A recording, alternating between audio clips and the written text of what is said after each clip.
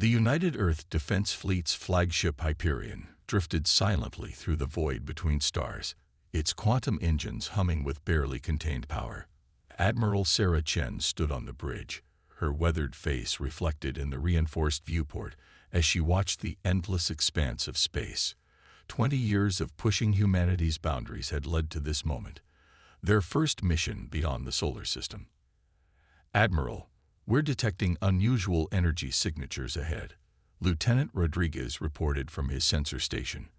"They're like nothing in our database." Sarah straightened her uniform. After decades of searching, they might finally have proof humanity wasn't alone. "Full analysis, Lieutenant." "Commander Wallace, bring us to alert status quietly. Let's not appear hostile if we have company."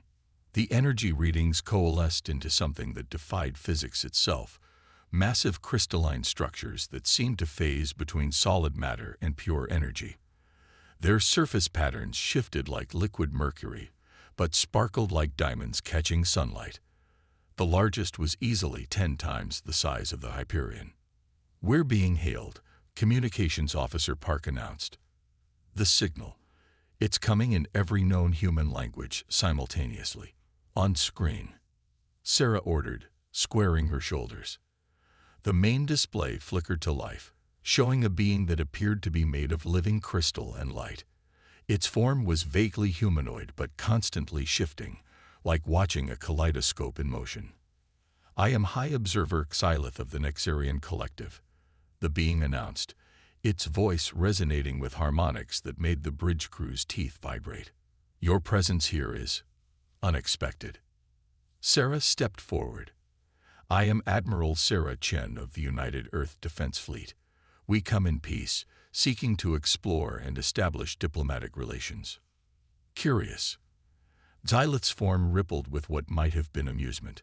"Your civilization should not be capable of quantum navigation for at least another century. Yet here you are, using these crude machines." The slight pause before crude wasn't lost on Sarah. "Our technology may not match yours in elegance, High Observer, but it has brought us to the stars nonetheless. Yes, through brute force application of primitive principles. We have watched your species' development. You cling to mechanical solutions when the universe offers far more sophisticated options. Your quantum drives are like using a hammer where a thought would suffice." Sarah felt her jaw tighten, but kept her voice diplomatic. "Different paths can lead to the same destination, High Observer." "Perhaps." Xylith's form expanded slightly. "But the galaxy is not a forgiving place for civilizations that choose inefficient paths.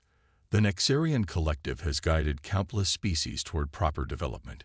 Your premature emergence presents us with a dilemma." "We haven't come seeking guidance," Sarah said firmly. "Earth is ready to join the galactic community as equals." "Ready?" Now the crystalline being definitely seemed amused. "You who still think in terms of gears and circuits, who build ships of metal when you could grow them from thought.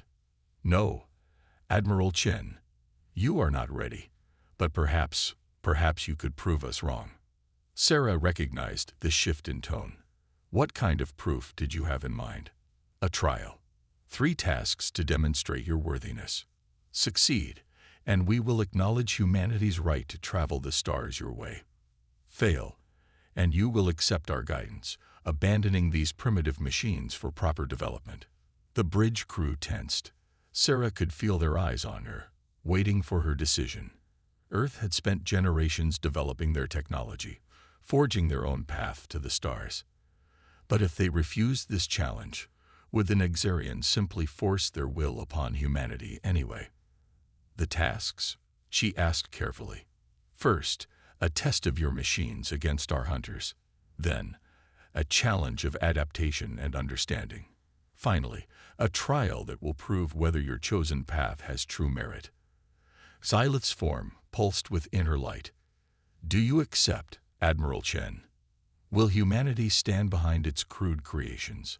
Sarah thought of the generations of engineers and scientists who had built humanity's space fleet piece by piece, problem by problem.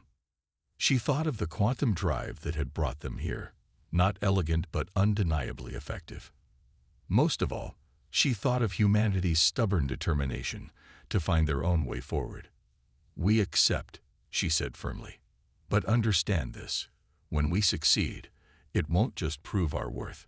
It will prove there's more than one valid path to the stars." Bold words, Admiral. Xylot's form began to fade. "Prepare your finest machines and crew. The first trial begins in 3 days. Show us what your primitive approach can achieve." As the being vanished, Sarah turned to her crew. "Send word to Earth. Tell them humanity's place among the stars isn't just about getting here anymore. Now we have to prove we deserve to stay our way." The Hyperion's quantum drive hummed louder as they began preparations, its crude machinery ready to show the galaxy that humanity's path to the stars, though different, was no less valid than any other. The Titan development facility on Luna buzzed with activity as Dr. Maya Patel walked through the massive hangar bay. Above her, 4 gleaming machines towered into the artificial sky, humanity's newest achievement in mechanical engineering. The Titan mechs stood 90 feet tall, their armor a patchwork of advanced composites and experimental alloys that had taken decades to perfect. "They're saying the Nexarians can transform into pure energy," a voice said behind her. Maya turned to find James Cooper, her lead test pilot, staring up at the machines. His dark skin was covered in hydraulic fluid, evidence of another late night making adjustments to his Titan systems. "And we'll face them with good old-fashioned titanium and tungsten," Maya replied, pulling up diagnostic data on her tablet. "The Council's chosen the pilot team. They want you to lead them." James wiped his hands on a rag. "Who else made the cut?" "Zara Pasternak, former Russian Air Force. She has the highest neural sync scores we've ever recorded." Maya swiped through profiles. "Dr. Wei Chen from the Quantum Engineering Division. He literally helped build these machines.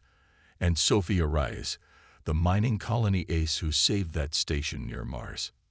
"Interesting mix," James mused. "When do they arrive?" A door hissed open at the far end of the hangar. "Right now," Maya said with a slight smile. 3 figures walked toward them, each carrying standard-issue duffel bags. Zara Pasternak led the group, her tall frame and military bearing unmistakable. Her silver hair was cut regulation short, and her eyes constantly scanned her surroundings, old habits from her combat days. Behind her came Wei Chen, shorter and wearing thick-rimmed glasses that seemed at odds with his perfectly pressed uniform. Sophia Reyes brought up the rear, her work boots clicking on the metal floor and her dark hair tied back in a practical braid. "Welcome to Project Titan," Maya announced as they approached. "I'm Dr. Patel, Technical Director. This is James Cooper, your team leader." "These are the machines?" Sophia asked, looking up at the Titans with professional interest. The neural interface specs looked impressive on paper. "Theory and practice are different things," Wei adjusted his glasses. "The quantum feedback loops alone cooled." "They work," James interrupted. "But they take getting used to. It's not like any neural link system you've used before. When you're connected, the Titan doesn't just feel like an extension of your body. It becomes part of you." Zara stepped closer to the nearest machine, her expression thoughtful. "The Nexarians think our technology is primitive. Perhaps they're right. But I found that simple solutions often work when elegant ones fail. That's exactly why you're all here," Maya said, activating a holographic display. "Each of you brings something unique. James understands the machines better than anyone. Zara knows combat tactics. Wei can adapt the systems on the fly. And Sophia has more experience maneuvering heavy machinery in space than any pilot alive." The hologram showed footage of the Nexarian ships, their crystalline forms shifting between states. "We have 3 days until the first trial.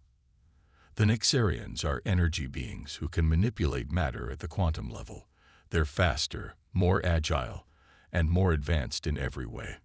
"Every way except one," James said firmly. "They've never faced humans piloting Titans. They think mechanical technology has limits they've evolved beyond. We're going to show them that sometimes limits make you stronger. Wei studied the Nexarian footage. Their energy patterns follow quantum probability curves. If we could modify our shields to... Hold that thought. Maya interrupted. You all need to get settled and start basic neural sync testing. Full briefing in 2 hours. James will show you to your quarters. As the pilots followed James toward the residential section, Maya heard Sophia ask, "Is it true these machines can punch through battleship armor?" Among other things, James replied, "But first you have to learn to walk." Maya watched them go, then turned back to the Titans. The massive machines gleamed under the hangar lights, their primitive forms representing humanity's best hope. In 3 days, they would face beings that could become pure energy. But maybe, just maybe, that solidity, that adherence to physical laws the Nexarians had evolved beyond, would prove to be an advantage. She checked the countdown clock on her tablet. 2 hours until briefing. 72 hours until the trial. Not much time to turn 4 talented pilots into a team capable of proving humanity's worth to the galaxy. But if anyone could do it, it was this group. After all, humanity had always been good at beating the odds. Now they just had to do it on a cosmic scale. Deep space near lunar orbit fell silent as 4 Titan mechs faced their crystalline opponents. Inside her cockpit, Zara Pasternak felt the familiar hum of the neural interface connecting her consciousness to the massive machine. Diagnostic readouts scrolled across her vision, each system reporting ready status. "Remember your training." James's voice came through the command channel. "They'll be faster, but we're more durable. Use that." 4 Nexarian hunters materialized before them, their forms shifting between solid crystal and pure energy. Each was roughly the size of a Titan, their bodies radiating power that made the sensors scream warnings. "Their energy signatures are incredibly complex," Wei reported, his scientist's curiosity evident even now. "The quantum fluctuations alone."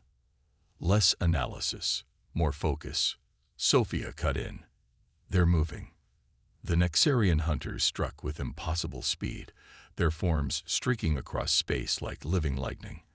Zara's combat instincts kicked in as she engaged her Titan's thrusters, the massive machine responding to her thoughts as naturally as her own body. A crystalline blade of pure energy sliced through the space she'd occupied moments before. "They're testing our reflexes," James called out. "Form up, defensive pattern Alpha." The 4 Titans moved together, their backs to each other in a defensive circle. The Nexarians phased between energy and crystal, striking from multiple angles with weapons that seemed to ignore physics itself. But the Titans' armor held, their primitive materials absorbing or deflecting attacks that should have torn through them. "Their energy weapons aren't as effective as they should be," Wei said excitedly. "The quantum resonance is being disrupted by our shield harmonics. Less science, more fighting." Sophia's Titan grabbed a passing Nexarian hunter, using its own momentum to throw the being into another. The crystalline forms collided with a sound like shattering glass, though they quickly reformed. "Interesting," one of the hunters spoke, its voice resonating through their comms. "Your crude machines have unexpected properties." Zara saw an opening and took it. Her Titan's fist, powered by hydraulics and fusion drives, struck the hunter's crystal form. The impact sent shockwaves through space, and to everyone's surprise, the Nexarians stumbled back. "Physical force affects them," she called out. "They have to maintain solid form to attack effectively." James's Titan moved with practiced grace, years of experience evident in every motion. "New plan. When they solidify to attack, we counter with brute force. Show them what primitive machines can do." The battle shifted as the humans adapted. Where before they had been purely defensive, now they began to anticipate the Nexarians' attacks. The hunters were faster and more agile, but each time they solidified to strike, the Titans were ready with devastating counterattacks. "Their patterns are becoming predictable," Wei said, his Titan sensors tracking the energy signatures. "Each transformation follows quantum probability curves. I'm sending the analysis to your targeting systems. Sophia's mining experience proved invaluable in zero-gravity combat. Her Titan moved with an efficiency born from years of handling heavy machinery in space. They're not used to dealing with mass and momentum, she observed, using her Titan's weight to disrupt another hunter's attack pattern. The Nexarians began to show signs of frustration, their perfect coordination faltering as the humans refused to be easily defeated. One hunter launched a massive energy blast at James's Titan, but he activated his machine's emergency vents, releasing a cloud of superheated plasma that dispersed the attack. Impossible, a hunter declared as its energy blade was caught and held by Sophia's Titan's reinforced grip. Your technology is too primitive to. Primitive doesn't mean ineffective, James interrupted, his Titan delivering a powerful strike that sent the hunter spinning through space. Sometimes the simplest solution is the best one. The battle had been raging for nearly an hour, far longer than the Nexarians had clearly expected. The hunters' perfect crystal forms showed signs of stress, their energy patterns becoming erratic. Enough. High Observer Syleth's voice boomed through space. The hunters immediately withdrew, reforming near their leader's massive crystalline ship. You have survived the first trial. This is unexpected. Our machines may not be as elegant as your energy forms, James responded, his Titan standing proud among his teammates, but they're a lot tougher than you thought. Perhaps, Syleth conceded, there is something to be said for physical resilience. Rest and repair your machines. The second trial will test more than your combat capabilities. As the Nexarian ships vanished in flashes of quantum energy, the four Titans turned back toward the lunar base. Their armor was scored and damaged, systems strained to their limits, but they had proven something important. Humanity's technology, though different, could hold its own against the galaxy's most advanced beings. Good work, everyone, James said as they flew home. But this was just the beginning. They'll adapt their tactics for the next trial. So will we, Zora replied firmly. They may have evolved beyond physical form, but they've forgotten something important. What's that? Sophia asked. Sometimes limitations force you to become stronger. Our machines may be primitive by their standards, but that just means we've had to work harder to make them effective. Wei's voice carried a smile. After all, humanity didn't reach the stars by giving up when things seemed impossible. The lunar base grew larger in their view, its hangars ready to repair and recharge their battered machines. The first trial was over, but they had learned something crucial. In the right hands, even primitive technology could challenge beings of pure energy. The question now was, what would the Nexarians throw at them next, and how would humanity's mechanical ingenuity rise to meet it? The lunar facility's main lab hummed with activity as Dr. Maya Patel reviewed combat footage from the first trial.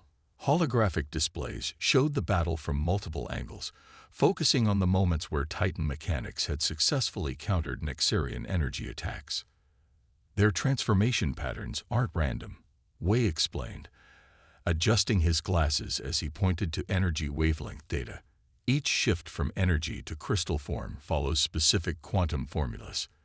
If we can predict these patterns, we can catch them at their most vulnerable. Zora finished, studying the combat replays with a tactician's eye. But they'll be expecting that now. They'll adapt. James stood by his Titan's massive foot, watching engineers repair damaged armor plates. Then we need to give them something unexpected. Sophia, your mining maneuvers during the fight. Could we weaponize those? Sophia looked up from her tablet where she'd been reviewing thrust calculations. You mean using the Titan's mass as a combat multiplier? Maybe. In the mines, we used gravitational slingshot effects to move heavy equipment, with some modifications to the thrust vectoring. Do it, Maya ordered. Wei, work with Sophia on the calculations. I want every possible advantage before the next trial. The massive hangar door opened, and Admiral Chen walked in, her uniform pristine despite the late hour. You may have less time than you think, she announced. The Nexarians have moved their ships into a new formation. They're preparing something. As if on cue, the facility's communication system crackled to life. High Observer Xylith's resonant voice filled the hangar. Your performance in the first trial was instructive. Now face your second challenge. Adaptation. The holographic displays flickered, showing a massive structure appearing in lunar orbit. It looked like a quantum maze, its corridors and chambers constantly shifting between different dimensional states. Your task is simple, Xylith continued. Reach the center of our quantum labyrinth. But be warned, physical forms were not meant to traverse such spaces. Your machines may prove too limited for this challenge. The transmission ended, leaving the humans staring at the impossible structure above them. They're testing our ability to handle quantum spatial dynamics, Wei said quietly. Our Titans weren't designed for this. No, James agreed, but that hasn't stopped us before. Maya, what if we modify the quantum shields to create localized space-time bubbles around the Titans? Maya was already running simulations. Theoretically possible, but the power requirements would be enormous, and one miscalculation could tear the machines apart. I have an idea, Sophia spoke up. Everyone turned to look at her. In the asteroid mines, we used to map unstable tunnels by sending out resonance pulses. If we adapt that technology to quantum frequencies, we could map stable paths through the labyrinth, Wei exclaimed. The Titan's primitive sensors might actually work better than pure energy navigation because they're grounded in physical space. For the next 12 hours, the hangar became a flurry of activity. Engineers modified the Titan's systems, while pilots ran increasingly complex simulations. Zara developed new movement protocols for quantum-shifted space. James worked with Maya to reinforce the neural interfaces against dimensional stress. Wei and Sophia collaborated on converting mining sensor technology for quantum navigation. Finally, the 4 Titans stood ready in their launch bays, their armor now bearing additional sensor arrays and modified shield emitters. Inside her cockpit, Zura performed final checks on the new systems. Remember, Maya's voice came through their comms. The labyrinth will try to disorient you. Trust your instruments. Trust your machines. And most importantly, trust each other. They think this challenge will prove the superiority of energy forms over physical machines, James said as launch countdown began. Let's show them that sometimes having limitations means finding creative solutions. The Titans launched into space, approaching the massive quantum structure. Up close, it seemed even more impossible. Corridors twisted through dimensions that shouldn't exist. Chambers phased between different states of reality. Stay in formation, James ordered. Sophia, start mapping. Wei, monitor quantum fluctuations. Zara, watch our backs. We do this together.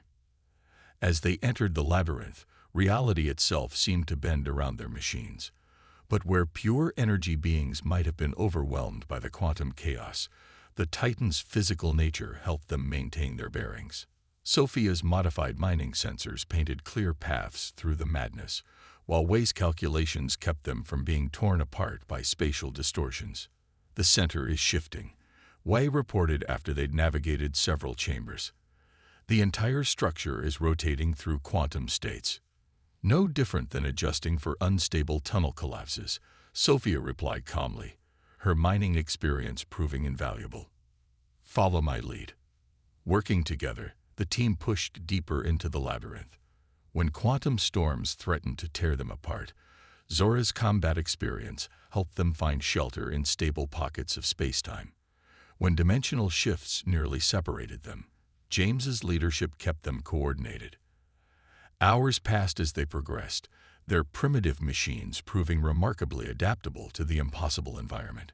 Finally, they reached what their sensors indicated was the center, a chamber that existed in multiple quantum states simultaneously. How do we proceed?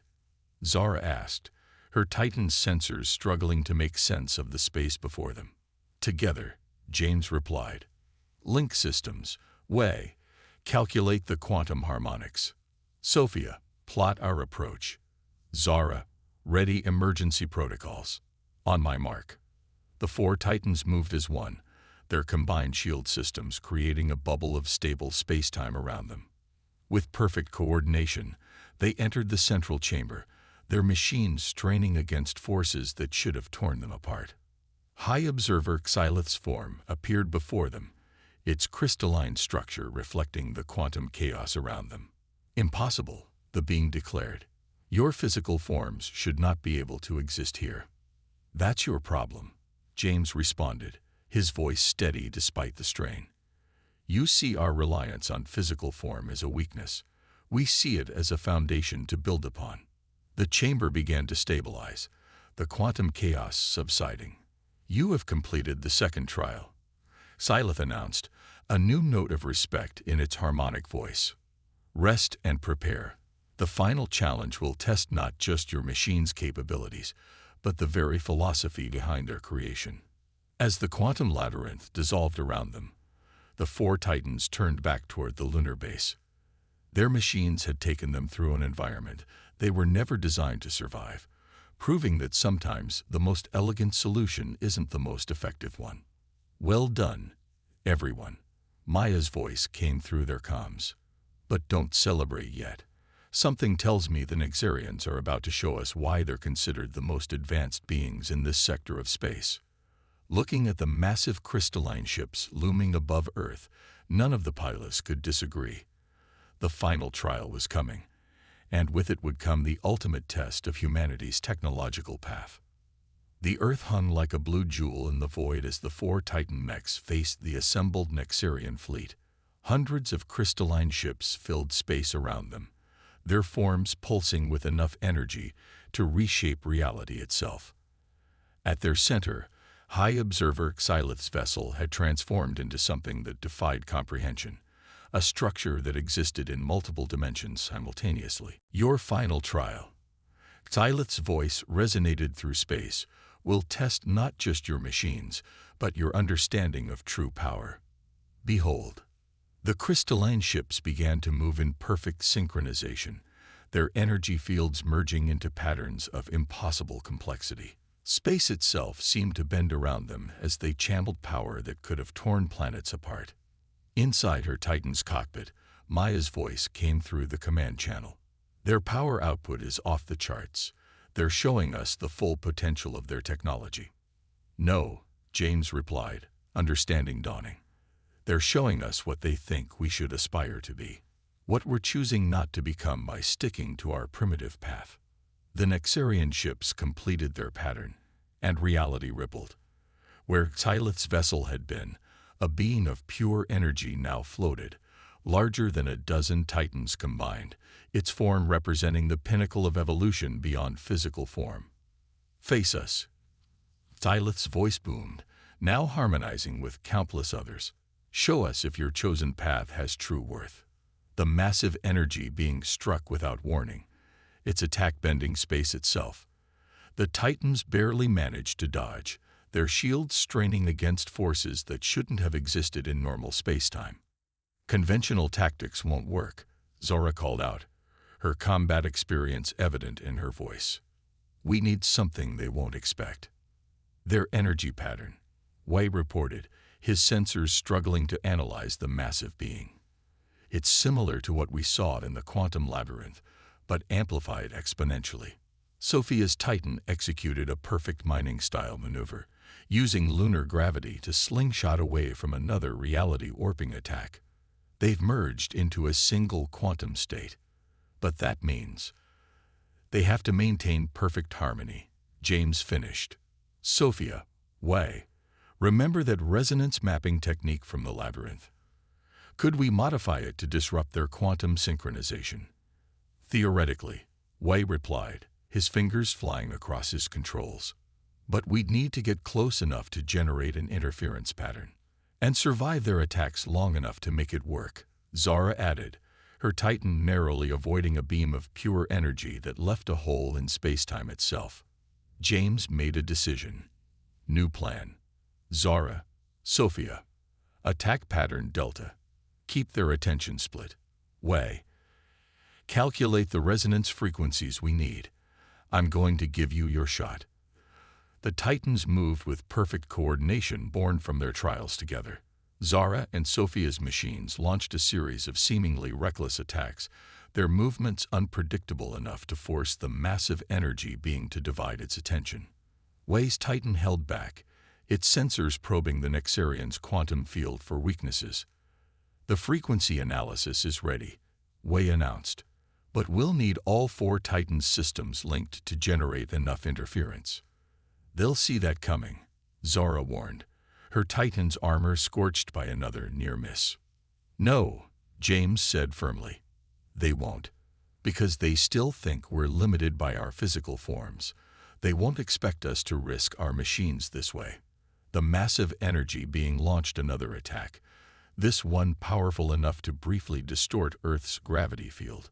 But in doing so, it gave James the opening he needed. "Now," he ordered. "Full power to resonance generators. Link systems." The 4 Titans moved together, forming a tetrahedral pattern around the energy being. Their primitive machines activated mining sensors modified by quantum calculations, generating interference patterns that rippled through space-time itself. "Impossible." Phyleth's voice thundered as the massive being's perfect quantum harmony began to fluctuate. "Your technology is too crude to affect us at this level."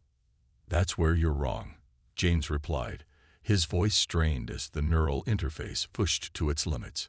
"Our technology isn't crude, it's different. And sometimes, different is exactly what you need." The Titans pushed their systems beyond safety limits, their linked fields creating a resonance that disrupted the very quantum fabric the Nexarians relied upon. The massive energy being began to destabilize, its perfect form wavering as human ingenuity proved that there was more than one path to manipulating the fundamental forces of reality. With a flash that briefly outshone the sun, the energy being separated back into individual Nexarian ships. The crystalline vessels hung in space, their perfect coordination broken by humanity's unexpected solution. High Observer Xylith's form appeared before the Titans, smaller now but somehow more real. "We have existed for eons," the being said, its voice carrying a new tone. "Respect. In all that time, we believed there was only one true path to advancement. You have shown us our own limitation. The inability to see value in different approaches." As the Nexarian ships prepared to depart, Xylith had one final message. "Continue your journey, humans.